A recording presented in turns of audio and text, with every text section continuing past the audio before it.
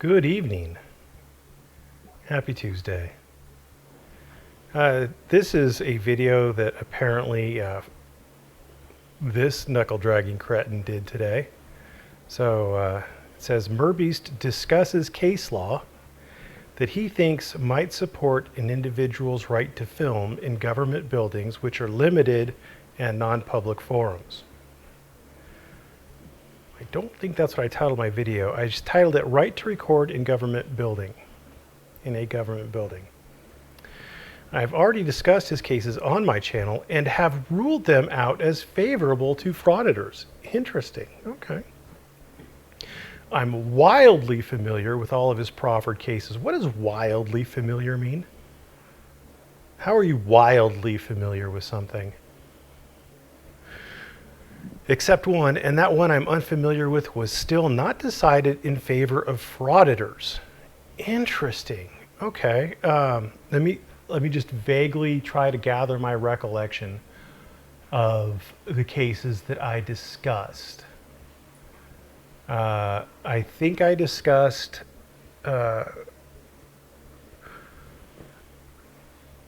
it was like Givens or something like that out of the First Circuit. That's the one where the gal was pulled over, recorded the police. They ended up dropping the charges. The court used the First Circuit's intermediate scrutiny test, not a forum test, to determine that she had the right to film the police in the performance of their duties in a public place. They also found, I believe, that a highway which she was on was not a public forum. Oh no, maybe that was the other one. That was the Veritas one. All right, so that was the first one I did. The second one I did was like Dunn or something like that versus Fort Valley. That's one where the court determined that the auditor was had a First Amendment right since there was no restriction on his ability to film public officials in the performance of their duties. Since there was not a restriction on that, that was an 11th Circuit case that he could film since there wasn't a restriction on it. Or not that he could film, but that there was not a restriction on it. So he got to proceed with his past the motion to dismiss. The next case was another case that started with a B. I forget the name of it, or a D. Was it a D? I don't remember. Anyway, that's where a guy filmed his husband getting searched at a TSA in an airport. That was an example of where you have the right to film in a non-public forum. So that's where the government's test, where the government's reason, it wasn't a reasonable restriction on this guy's right to film at an airport, which is a non-public forum. Then the next case I think I talked about was the donkey case, Kerr versus Colorado. And I use that one as an example of showing how the 10th Circuit and most circuits view the right to film public officials in the performance of their duties from a public place or in a public place. How most circuits view that as a forum test, i.e. as a traditional public forum test. And I did that to show how different the First Circuit was, and to show that I used the Veritas versus, I forget the name of it, case that showed that the First Circuit uses that intermediate scrutiny test, not a traditional public forum, reasonable time, place, and manner. Traditional public forum test, but just as a anywhere kind of test, specifically for things like public wiretapping laws, that for laws that aren't restricted to a location but are for anywhere. The test is the intermediate scrutiny test. And then finally, I think I did Sheets versus the city of Punta Gorda to show that the court did not make a finding of law that the City Hall there was a limited public forum. The parties agreed to it, so the court didn't have to make a finding of law. If the parties agreed to it, then there you go. So, and also, I might have pointed out that there was a district court decision, non-binding, and it's really only good for showing how. I've made videos on it before. I mean, it's good to show how the tests work, and how if there is some sort of restriction on filming in a city hall, that is the likely path down which the tests are going to go. So,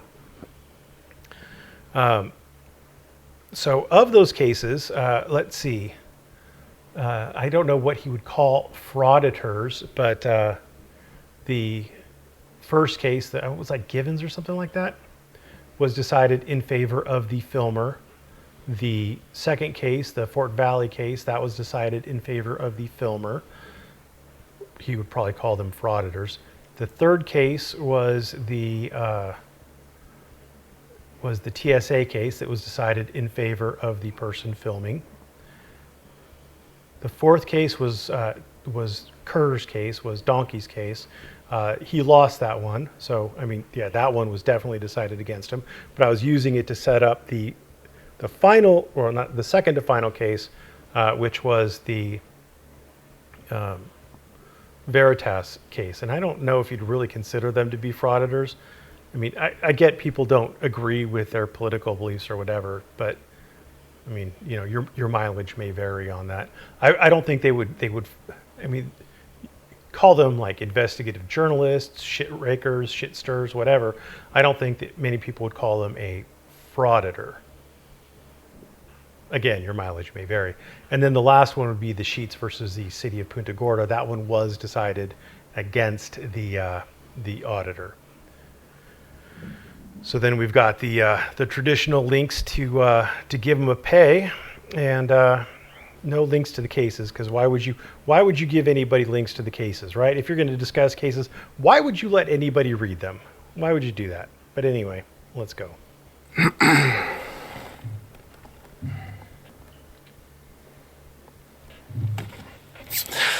I am going to rampage through these cases. Folks, I've already examined, explored, discussed every single one of these cases on my channel, except for one. The first one, Garrett v. Began. These cases aren't anything new to me, folks. Well, I mean, they're not new to him. He understands them completely. That's why he has a long and prestigious history of prevailing in his lawsuits. So there you go. Yeah. We've already defeated Merv 34th Street's arguments. 34th Street represent! And you know what? Here's what we're going to do. I'm going to blaze through these cases at a lightning pace, okay? Lightning. And then I have something to mention when I'm finished. Oh, mention it, baby. Roll call. Roll call. Everybody raise your hands. Guadalupe Guacamole, Debo's Nation, Warriors Rage, David G. Potluck. CC007 Hoser. Izukai. Tetral. Okay, got it. We're going to go through these cases, all right? Because Merv's position is that, quote, you can't just go call a city hall a limited public forum, end quote.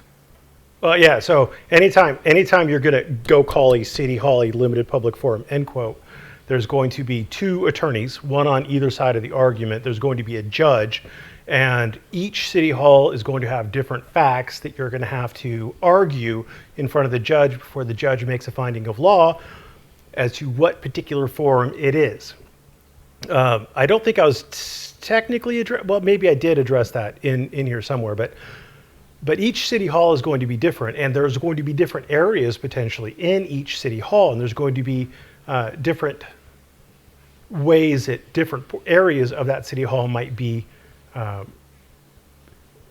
viewed by the court. So like an area out in the main area where there's message boards and things like that, where people can put up like lost dog posters or help wanted posters or whatever, that might be a limited public forum. But then other areas where they don't allow you to, like a different room in City Hall where they don't allow you to put out posters or pamphlets or whatever, might be considered a restricted or non-public forum, non-public forum. And the city hall might have a particular area of the city hall as a designated public forum, a free speech area, as it were. Or theoretically speaking, I have not seen this, but it could be possible, a specific area of the city hall could have been used since time immemorial as a traditional public forum, and it could be treated as a traditional public forum just on that basis. So theoretically, it could be any of those things depending on where you are in a given city hall. Now, I don't think a lot of those really matter. I mean, if it's a designated or a traditional, then it's going to be the same test on those two. If it's a limited and you're using it in a way that the city hall hasn't allowed for, then it's going to be treated the same test as a non-public forum. So you really only have two tests. Either it's going to be treated as the test is going to be either it's going to be subject to intermediate scrutiny, reasonable time, place, and manner restrictions, a significant government interest, narrowly tailored to achieve it, with ample alternatives for getting your message out, or it's going to be treated as is it reasonable? Does the restriction is the restriction reasonable when you take into account the area that it is and what the government's purpose is in doing it, and is it viewpoint neutral? Oh yeah, on the intermediate scrutiny has to be content neutral. Whatever, you get it. You've probably heard me say these things a million times. So yeah, you can't just say it. I mean, there's typically going to be some sort of a back and forth. Now, just because they agreed to it in Sheets versus City of Punta Gorda, well, I mean, that's just because they agreed to it. So the court didn't have to make a ruling based on a rule of law on it. Okay, so we know what his position is, so we don't have to listen to him. Well, I mean, okay. So you don't have to listen to me. Okay, so all right. He discusses these cases in support of his position. None of these cases support his position, not one of them. Well, I mean, I assume you're going to go through my argument to see what. Well, actually, I don't even think I cited any cases in support of that position. I just pretty much said it. Yeah, I don't think I cited any cases in support of that position. So that's weird. I'm assuming that you listened to my arguments, so you would actually know what I was talking about. I would assume. Not one even comes close. All right. So let's start with the first one. Okay. Well, no, I don't think any of them do address that particular issue. So no, none of them would come close. Let me make sure everything's coming up on the screen. Garrick. And I don't remember all of each facts. I'll have to remember as I go through the case. Garrick v. How do you spell it? Garrick v. There it is. Okay. Which one was this? Oh, that's right. Okay, I got you. Okay, so so check this out. We'll go watch this. So first case, Garrick v. Began, right?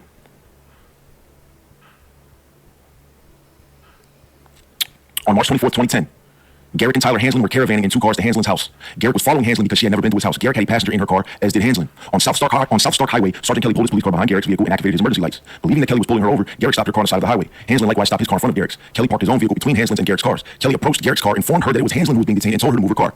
Garrick informed Kelly that she was going to pull her car into the adjacent Ware Middle School parking lot to wait for Hanslin. According to Garrick's deposition, Kelly eventually said that's fine. As Garrick was moving her car, Kelly approached Hanslin's vehicle.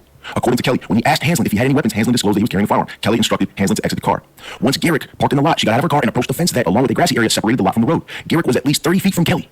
Garrick announced to Kelly that she was going to audio-video record him. She pointed a video camera at Kelly and attempted to film him as he was interacting with Hanslin. Unbeknownst to Kelly, Garrick's camera, despite her attempts, would not record. Kelly ordered Garrick to return her car, and she immediately complied. From her car, she continued to point her camera at Kelly, even though she knew the camera was not recording. Significantly, folks, we're on to the next case right after this sentence. Significantly, under Garrick's account, Kelly never asked her to stop recording, and once she pulled into the middle school parking lot, he did not order her to leave the area. Right. So what I use that for is not in the part that you read. It's down where the court explained that if there is no restriction on you recording, then there's no restriction on it. Like there actually has to be a restriction restricting you from recording in order for there to be a restriction on you recording, which is what I was citing. But yeah, okay. Well, folks, we all know that you can't just go in and drag fraudsters out by the feet first. We know.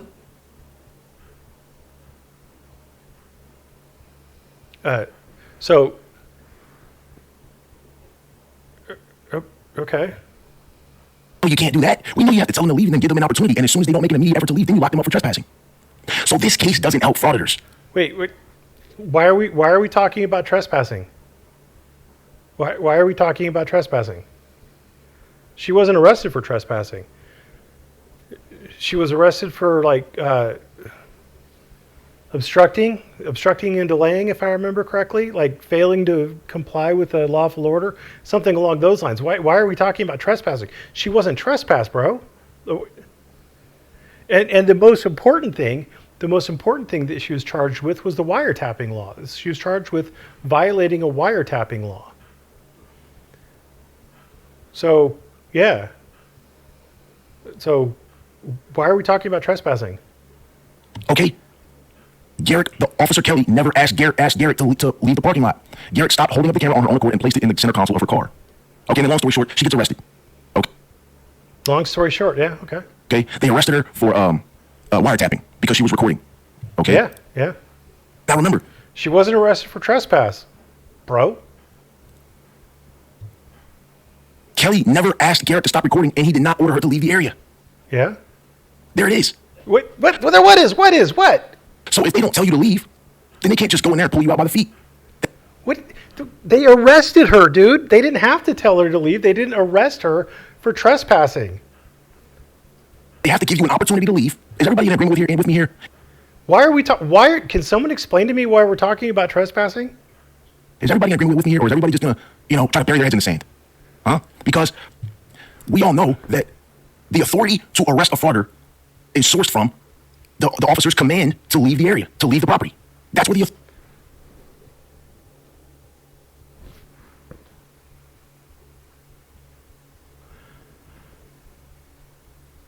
What?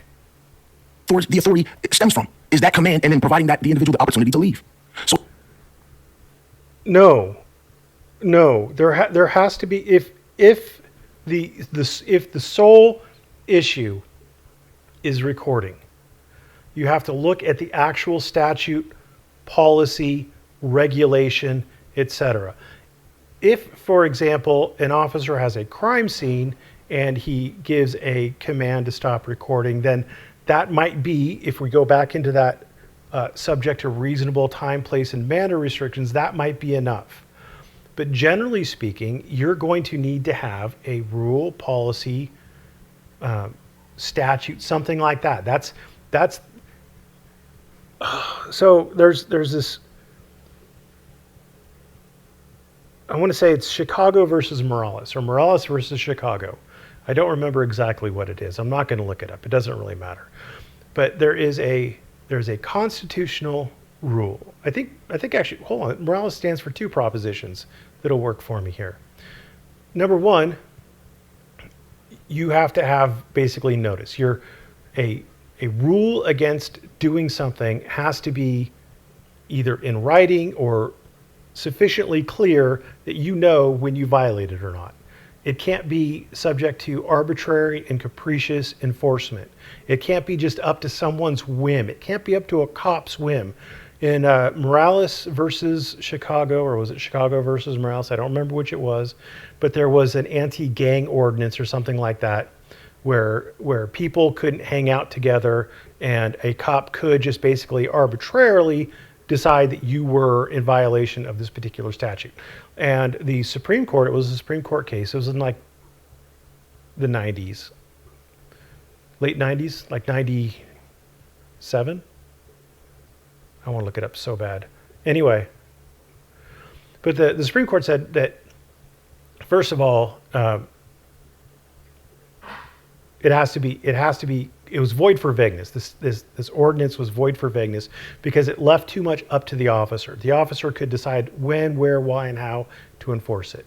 And it wasn't clear enough to a potential defendant it wasn't clear enough that they could actually take the steps they needed to take to avoid it. So it's part of the due process. You have to have some notice of what it is you're actually violating, in addition to the post violation stuff of the even more significant notice and opportunity to be heard with a meaningful hearing. So there's that proposition in Morales, and there's another proposition in Morales that you have a right, I think it's a substantive due process right to be where the public is allowed to be.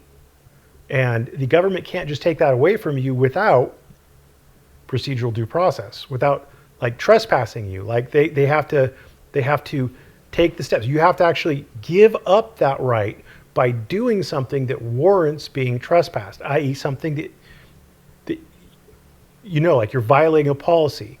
There's a policy in the library against, I don't know, looking at porn on library computers. If you look at porn on library computers, the library can trespass you. But the library can't just trespass you because they don't like you. If you're not doing anything wrong, the librarian's just like, I know that John guy, he's a real jerk. I'm going to trespass him. But that's arbitrary and capricious. That's not enforceable. A court will overturn that. There has to be some violation of some standard that isn't arbitrary and capricious, and you have a right to be someplace. So cops can't just come up if you go into a place where there is no law against recording and you're not creating a scene. Then the cops can't just be like, well, they don't want you to record. There's no law against it, so I'm just going to arrest you and kick you out. That's what the first case that the Fort Valley one, that's, I guess, the second case that I talked about. So this case said, the reason why I had this case up was this case said that there has to be some policy, some rule saying that you can't film in the first place if they're going to enforce it. The second one was an instance where there was no policy, no rule, no regulation against filming in the city hall, and the police officer arrested the person for filming anyway. And the court said, like, hey, that there was no policy against it. We're going to deny you qualified immunity because he didn't break any policy, he didn't break any law, he didn't break any regulations. So we're going to allow him to proceed. So if you don't do that, and you go and you drag them out by the feet, you're violating the visitor's rights. You're just dumb. I mean, I'm sorry to anybody who doesn't want to hear me say that, but it pisses me off to see this because this isn't a win, okay? It's to see what? Like, this is a case, dude. You haven't heard my argument. What you think that entire 40-something minute video was just you just can't say a city hall is a limited public forum? I wasn't addressing that. I was addressing your right to record in a governmental building, different ways in which you do have a right to record. Because if you remember, you first posited to me was that there was no right to record in a governmental building. So I started off my video with you have a First Amendment right. That right may be restricted, but here are ways where it's not. And here are instances where it's not. So this case doesn't apply, all right? Because in all of the cases in our favor, all right? This case doesn't apply because the auditor was found to have a right to record. So this case doesn't apply to you, right? You're just going to ignore the actual holding where the auditor had a right to record, and you're going to narrow the scope of what I allegedly was trying to argue down to. You can't just say that a city hall is a limited public forum, right? You're going to show me case law that says that in every instance, a city hall is a limited public forum, right? That's what you're going to do, right? Was told to leave and refused and was arrested for trespassing. Okay, so guess what? She wasn't arrested for trespassing here. Sorry. They never told. Garrett was never asked to leave the parking lot, and yes, the middle school. So you would think. And she was still arrested, and the court found she had a First Amendment right to record. Think that because the court ruled that her rights were violated, that you would think that she had the right to film in a middle school parking lot, which is what, folks? It's a non-public forum. So it might. Well, it would depend on like. If the school had opened itself up for like clubs to meet there after school, it might be a limited public forum.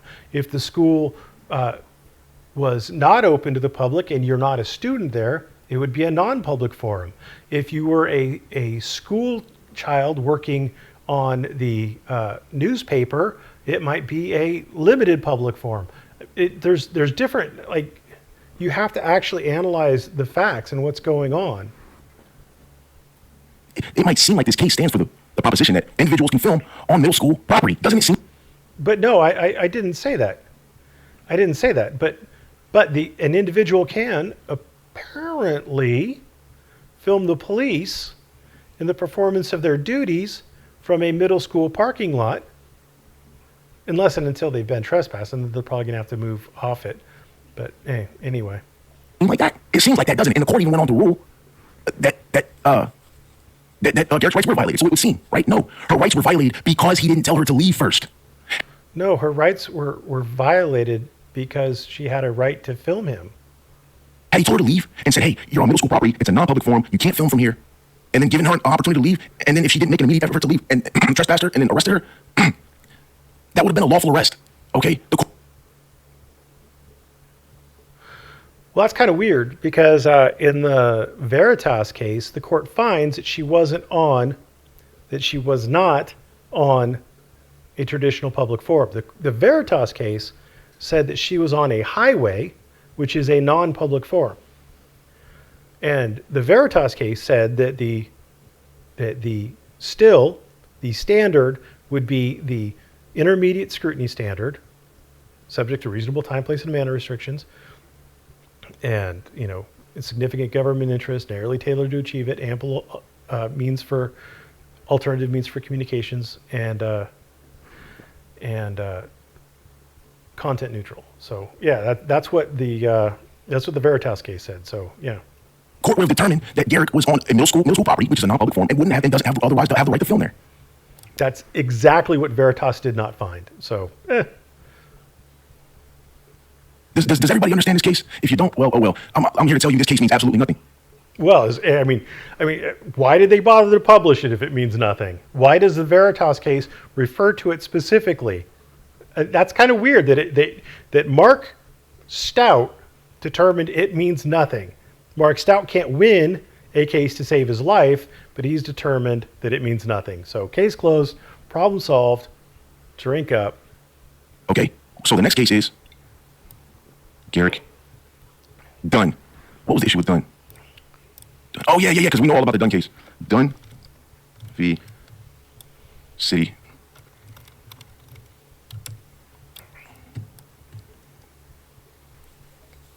Oh, yeah. The Dunn case, okay?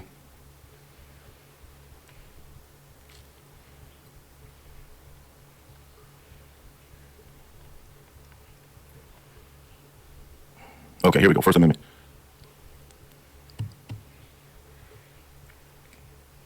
Okay, here's the issue with the Dunn case, folks. Okay, remember, when you file a lawsuit, okay, you can put whatever exhibits you want in that lawsuit. You can say whatever you want in that lawsuit. Okay, they're just allegations. You can allege whatever the f you want to. Okay, now the court must determine when the defense files a motion to dismiss. The court must determine whether or not the plaintiff has not proven their case, okay, not proven it, but have they alleged it, even if they can't later prove it. Does that make sense to folks? Does that make sense? So keep in mind, this frauditor, instead of putting in his complaint what actually happened, okay, instead of submitting his video as an exhibit and just being straight up from the beginning, all right, instead of doing that, you know what he does? He lies all throughout his complaint and alleges that he was in a traditional public fora. He alleges that he was filming police. He alleges all the things that you have to allege to survive a motion to dismiss. So he went and lied. This is a qualified immunity motion, and the court is going to assume that all of the uncontested facts are found as true on the petitioner's complaint. But the court can take judicial notice of things like laws and policies and regulations. The court can take judicial notice of those. And if you say in your complaint that the City Hall had no policy against filming, there was no law against filming in the City Hall, there was no regulation against filming in the City Hall, and the other side says here's the regulation against filming in the City Hall, the court can take judicial notice of it.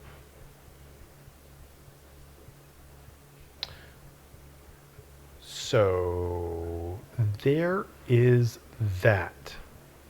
The court states in the findings of fact at the beginning that there was no regulation, no policy against filming at City Hall. So there's that. This individual was not in a traditional public forum. But guess what? The defense counsel filed a motion to dismiss, and the court denied the motion because the court said it doesn't matter whether Dunn is lying, and it doesn't matter whether Dunn can't prove his claims later. All that matters is, did he allege that he was filming from a traditional public forum and that he had the right to do that? Did he allege it? That's it. That's all you have to do is write it out correctly, and you survive a motion to dismiss. Sort of. I mean, I can understand why you would think that, but sort of. Again, the court can take judicial notice. Like, you could write in your complaint that, you know, you didn't do anything in the town of Houston, Texas, which is only 5 miles away from Austin, Texas. But the court can take judicial notice of a map and say, well, on this map, Houston, Texas is much more than 5 miles away from Austin, Texas. So judicial notice is a thing. I guess if we want to completely ignore that, okay. But yeah, we can also understand that judicial notice is a thing, and the court can take notice of policies and regulations in effect. And you can have the most frivolous lawsuit in the world. As long as no. you can write well and you know what to write and where to write it, you can survive a motion to dismiss, and your whole See, that's weird, because it doesn't actually work that way. I mean, you have to have some meat to it. And like, say for example, in their motion to dismiss, if the plaintiffs, or excuse me, if the defendants had included a copy of the policy or the regulations, they'd included photographs from, let's say, the auditor's camera that the auditor took that showed the signs that referenced the policies, etc., then the court would just make a finding that that happened. I mean, the court doesn't have to just solely rely on the complaint. So complaint could be all verifiable lies. As a matter of fact, you could have a complaint. The entire complaint is. Well, I mean, so maybe it could be all verifiable lies. It really depends, but this is going really weird. An entire and complete fabrication. And guess what? The defense counsel can have evidence that your complaint is an entire and complete fabrication. That evidence doesn't even matter. It doesn't even matter. Well, I mean, it might. Well, I guess if you're going for a summary judgment instead of I'm thinking more of a summary judgment. But if by pointing at the actual things in the video, but if you included that video in your complaint, then the court can look at the video, and despite what your complaint says, the court can actually look at the video. If you didn't include the video, then sure. Except if you're no, maybe so. If the complaint references the video, the court can find that the video is incorporated into the complaint by reference and still look at it. Yeah, so there are ways around it. So I mean, you're really not saying it right, but he's close. He's close. Like the court is going to be very deferential to the complaint. Matter at that stage of the litigation, as long as you alleged it, as long as you said it, the case moves forward to see if you can prove it. Mm-hmm. So that's all this fraud did. That in evaluating Mr. Dunn's First Amendment claim, the case law cited above easily demonstrates that the right to record public officials on public property is a clearly established First Amendment right. And yes, they're right. The court cited Glick, City of Cumming, all those cases, right? The complaint clearly alleges. The complaint doesn't prove that Mr. Dunn exercised his First Amendment right. But the complaint does say, now let's just stop here and think for a minute. The complaint does say that that the defendant was in the city hall. That's what the complaint says. And the court is examining all of these cases like Glick and things like that. And so the court thinks that it clearly applies because it says the case law above easily demonstrates the right to record public officials on public property is a clearly established First Amendment right. So the court is thinking at that point, what? Especially in light of the 10th Circuit case. I don't know that 11th Circuit has picked up the First Circuit's reading of Glick and Gierke. So if that is the case, if Glick applies, and if you think Glick applies as a public forum analysis, then the court is thinking that the City Hall is a public forum? City of Cummings? City of Cummings, yes, that's 11th Circuit. So City of Cummings was where the person was wanting to record police stops. Yep. So interesting. I wonder what you think it. I wonder how you could think that this isn't exactly what I thought it was. I mean, so yeah, assuming that there is no signage, assuming that there is no rule or regulation or policy or anything like that, then yeah, and that's what I was building up to get to this one. I mean, that's the whole point that I used Gierke for. The complaint alleges that Mr. Dunn exercised his First Amendment right in a peaceful manner, and accepting that is true, defendants lack the authority to stop him. Remember, Accepting that is true. So accepting these facts, the court then applies the analysis, right? Accepting these facts. Now we go to the analysis.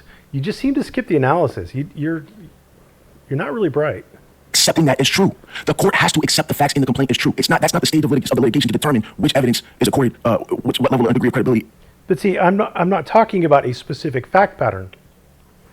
When I presented these case for legal analysis, so that you can understand that based on certain facts, i.e. in this case the facts that Dunn alleged as true, based on those facts, if those facts were true, as the court has indicated, then he would have the right to film there. I mean, that should make sense. Now, if there's a different fact pattern, then you're going to have to look to see if this particular case is close to your fact pattern. Now, this particular case is it is published, but it is just a district court decision. I used it to show an application of a thought from Gierke that if there is no law prohibiting it, then you could do it. So I used it as basically an example of that.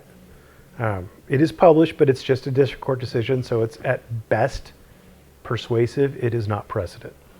And wait, all right? That's for later. Remember, the court has to accept what he alleged in his complaint is true because we don't know at this point in the litigation. Who knows who's telling the truth, all right? I'm sure he thinks he's making a really good point. Therefore, qualified immunity does not apply if the court denies defendant's motion to dismiss. The court is right. There's a right Yep. So, yeah, in a city hall. to record in public. And remember, public In a city hall. is a term interchangeably used with traditional public. Public and But the court literally just applied this to in a city hall. Therefore, according to your logic, if it is only good for a traditional public forum, then a city hall is a traditional public forum. You lose because you're that stupid. traditional public are interchangeable terms, all right? Public and limit. You lose because you're that stupid. He's literally talking about filming in a city hall, and now you're just saying that the court is applying these cases to a city hall, ergo, dumb. Jesus, you're stupid. To non-public are mutually exclusive, all right? So when the court says right to record public officials on public property, they mean traditional public property. Remember, case law demonstrate. Remember, why is the court talking about these cases then? If a city hall is a limited public forum, why is the court talking about cases that deal with the traditional public forum? Explain that. That the right to record public officials on public property, it doesn't say on limited public property. It doesn't say. Then why is the court using these cases? Defendants lacked the authority to stop him. City of Cumming, that is 212 F.3D at 1333. That is Smith versus the City of Cumming. That is where Smith wanted to film police engaged in police stops. That is where Smith versus Cumming, it was an aggregation of various cases, including a case where a judge who's acting as a chair of an administrative panel for child support determinations, I forget the name of the case, where he kicked someone out for wanting to record.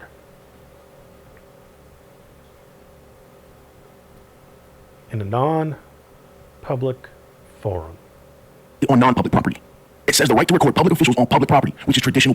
And so again, I'm going to completely disagree with you, and that's what Veritas points out. Like, public property, what they're saying is basically property open to the public. Now there's a right of access that you have that the court can look at. It's a First Amendment right of access. It's a right to gather news. It applies equally to people as well as it does to the press. But that doesn't, the right of access normally doesn't include with it a right to photograph or to film. It's like you have a right to access to courts to watch trials. That's a right. That's a First Amendment right to gather news, so you could hear what's going on. You might not be able to take pictures, but you could take notes, right? You might not be able to take video, but you could make a sketch. So that's your right to access. It can be limited in what you do there, but again, it has to be a reasonable limitation. So, but it doesn't say anywhere. Okay. So let me just take that back. Some states, again, that's what I use the Kerr case for. Some circuits construe the right to record public officials on public property in the performance of their duties. Some circuits do construe that to be a traditional public forum analysis. And that's why I showed the Kerr case, because I wasn't playing hide the ball. This guy's playing hide the ball, and he's stupid, which is a devastating combination for me, I assure you. Public property.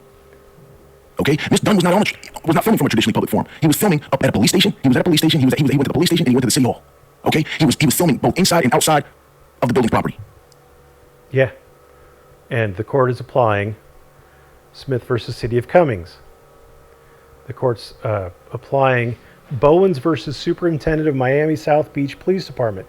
That's a filming on the sidewalk police stops. Isn't that weird? Isn't that weird? All right. The court here is saying that, hey, the complaint alleges, hey, but guess what? Dunn didn't say that he was in a limited or non-public forum. Dunn didn't tell the court that. Dunn didn't show.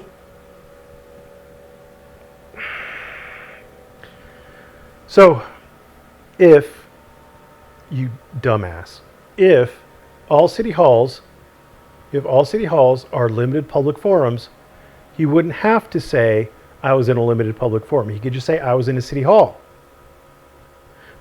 Because according to you, all city halls are limited public forums. But the court here didn't engage in a forum analysis. Isn't that weird? The court never even engaged in here in a forum analysis. Now I thought about bringing it up for that, but I don't think that in the 11th Circuit that is the correct approach. I think that Dunn versus the City of Fort Valley, I don't know that there is actual 11th Circuit, like from the 11th Circuit Court of Appeals precedent for the proposition that it isn't a forum analysis. I don't know. I haven't looked it up. Might be, might not be. I just know the First Circuit has said it's not a forum analysis. But in here, in Dunn versus City of Fort Valley, the court does not engage in a forum analysis. The court his video. He just went and alleged what you have to just to get your complaint past the initial stage of litigation. So I just also want to point out, like the forum, that's a legal determination. That's not a factual determination. There's no sign that you could point at that says, oh, I am in a limited public forum. I'm in a non-public forum. I'm in a traditional public forum. You allege facts. You say, I'm in a city park. I'm in a city hall. I'm in a jail. And then the court is going to make a legal determination. The court decides the law. The court says, okay, this is the law. I'm going to apply these factors. I'm going to do an analysis. I'm going to say what the facts mean as far as the law is concerned. So these are the facts you've presented. You said you're in a city hall. I'm going to say that from the facts that you've given me, it's a limited public forum. Let's just say that.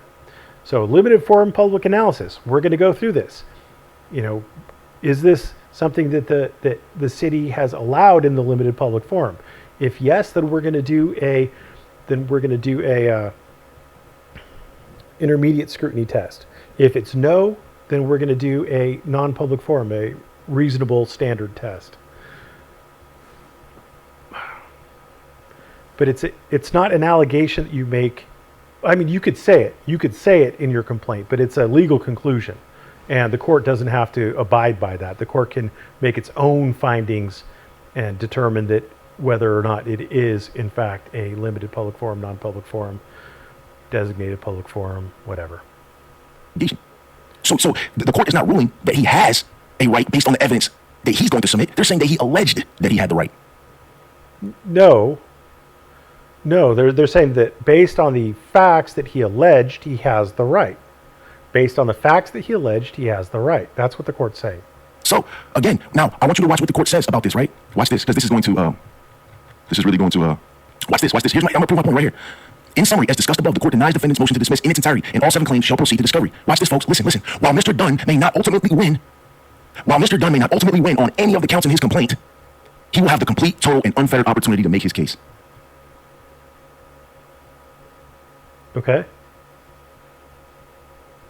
Right. I mean, the court's never going to guarantee a win.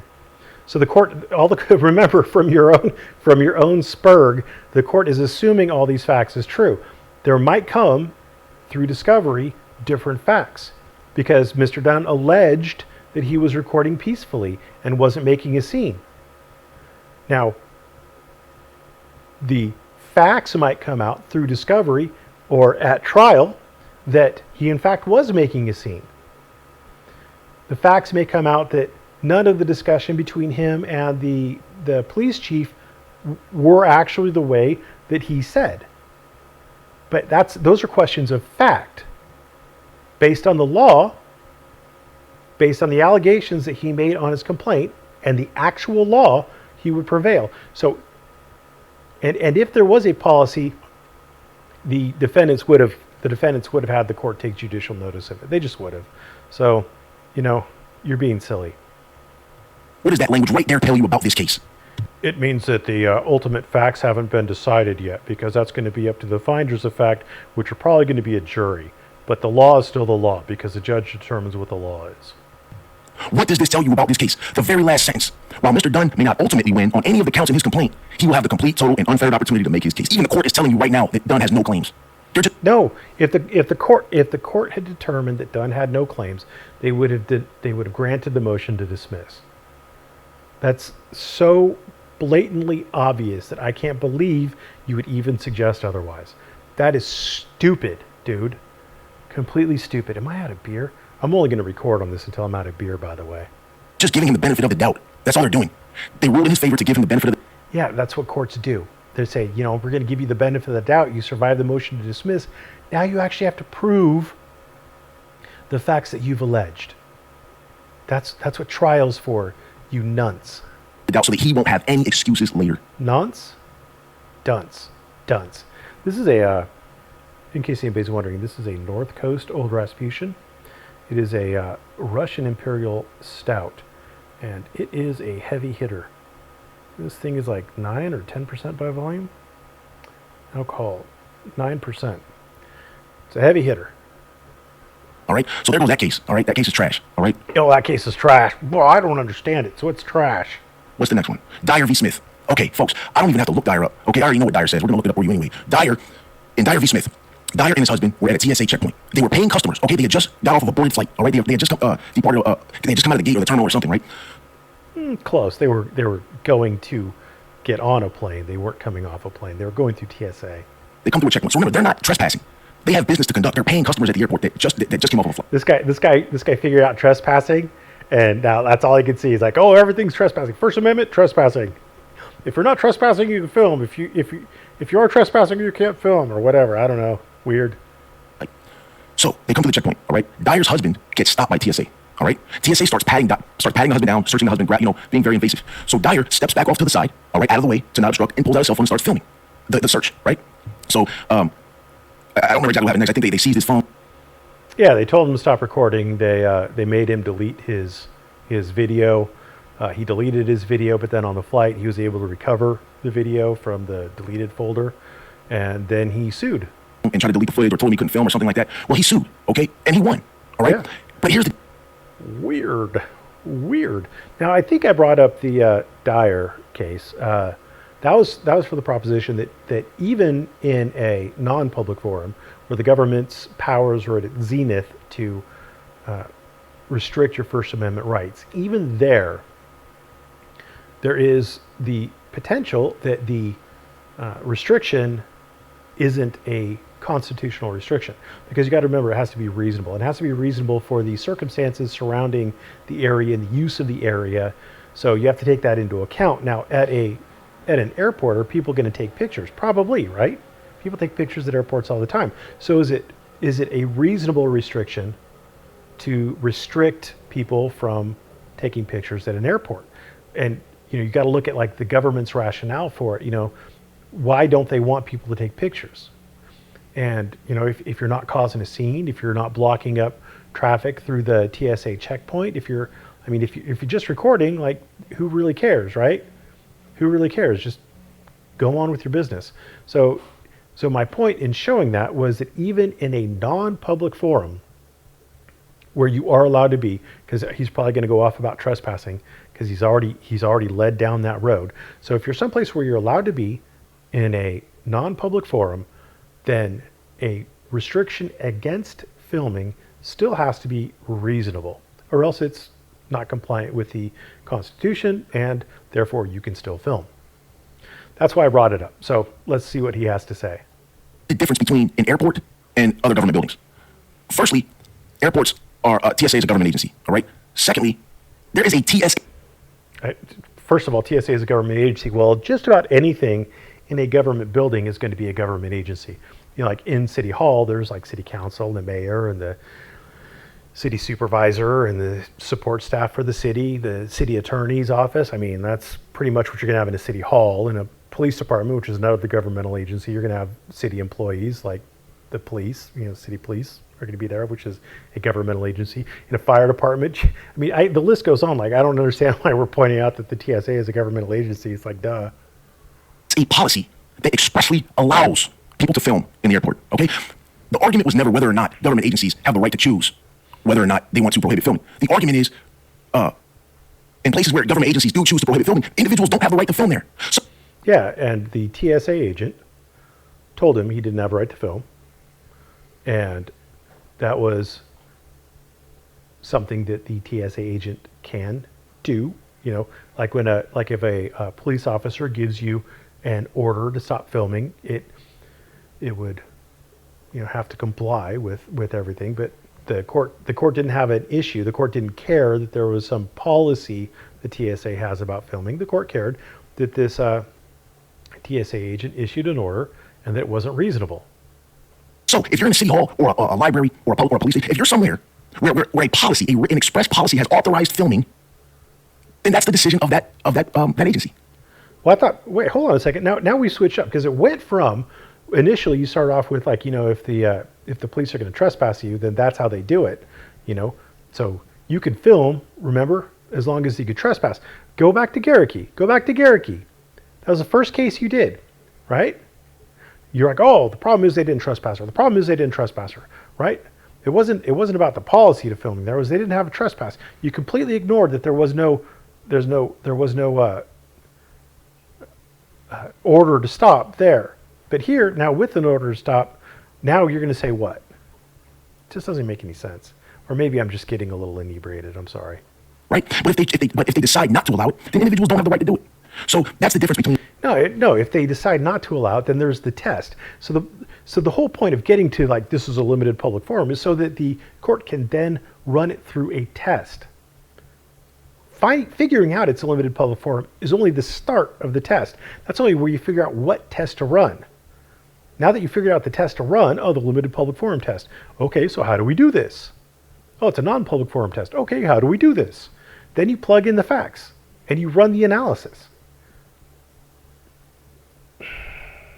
The airports and remember, folks, this is similar to the post office. You know how the post office is it's its own monster. The post office is its own monster, folks. Airports are their own monster. Just trust me on that. Oh. Airports are their own monster. Just trust me on it. So, I'm almost out of beer. So, just because International Society of Krishna Consciousness or as the plot hole would say, Kirsten versus Lee, International Society for Christian Consciousness versus Lee, just because the Supreme Court there said that the airport was a non-public forum and applied the reasonableness standard to it. Just because in U.S. versus Kokinda, the government applied the non-public forum test and the reasonableness standard to it. Now all of a sudden they're their own monsters? Or you're figuring out that the reasonableness standard, the reasonableness test, takes into account the use of that particular space and whether or not the particular actions would affect things going on. That's why in International Society of Krishna Consciousness versus Lee, or Kristen versus Lee, that's why the government said that soliciting violated the Constitution. Or no, soliciting, the ban on soliciting was not in violation of the Constitution. But in Lee versus the International Society for Krishna Consciousness, in that case, the court found, which is a sister case, they both went to the Supreme Court at the same time, and they were decided at the same time. But in that case, the court found that a ban on leafleting was unconstitutional. So the court applied the same reasonableness standard test to it. But the court said, in an airport, soliciting, it's going to stop people up. It's going to, jam them up. There's that whole, I'm going to stop you to talk to you kind of thing going on. And it's going to slow everything down, and it's going to make people uncomfortable and they have to stop and pull out their wallet and this and that and the other thing. And the whole point of the airport is to get people moving from A to B. Whereas leafleting is just you hand someone something and they can keep going. And the airport's rationale that it caused extra litter wasn't convincing to the court. Now, I don't know why. You could have hours of argument as to why littering isn't a sufficient basis for the reasonableness standard test to favor the government. Your mileage may vary. I don't particularly understand why in U.S. versus Kokinda, why they allowed all sorts of different First Amendment activities on the postal property, but they wouldn't allow someone to set up a table and hand out like political flyers and sell like posters and stuff. I don't understand it. But to say, and we're done, thank God. But to say that the post office and the airport are different animals than a city hall or something, I mean, maybe. I mean, they're used for different things, so the reasonable test is going to come out differently. And like at a city hall, if they have city council meetings there, recording in the city council, it might be unreasonable to prevent people from recording in a city council meeting.